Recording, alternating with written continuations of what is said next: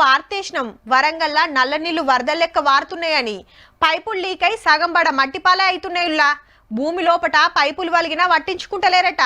ఓ దిక్కు ఎండాకాలంలా నీళ్లు జాలక పబ్లిక్ అంతా గోసపడతంటే మున్సిపాలిటీలు సప్లై చేసే నీళ్లు గట్ల ఉత్తగా పోవట్టే అంత పెద్ద వార్తేసినందుకన్నా ఆఫీసర్లు చూసి రిపేర్లు చేసిండ్రో మరి ఇక ఇంకో దిక్కేం నడుస్తుందో చూడురి జరా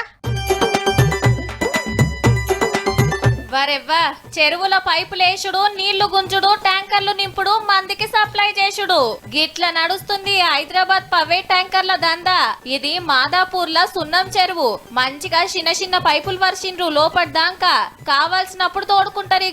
గీ నీళ్లు ఎంత చక్కటి అంటే చుట్టుముట్టు ఇండ్ల మురికి కాల్వాలు మోరీలు వచ్చి కలుస్తాయి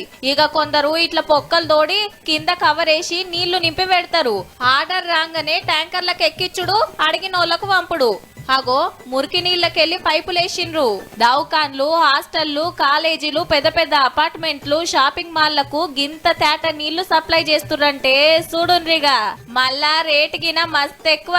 సర్కార్ ట్యాంకర్ అయితే 5,000 లీటర్లకు 500 అదే పవేటోళ్ళు 2,000 గుంజుతుండ్రు అగో గంతనా అంటే ఇంకో 500 ఎక్కువ ఎండాకాలమాయే ఎంతైనా పెట్టాల్సిందే చెరువు పక్క పంట ఉంటుందా బోరు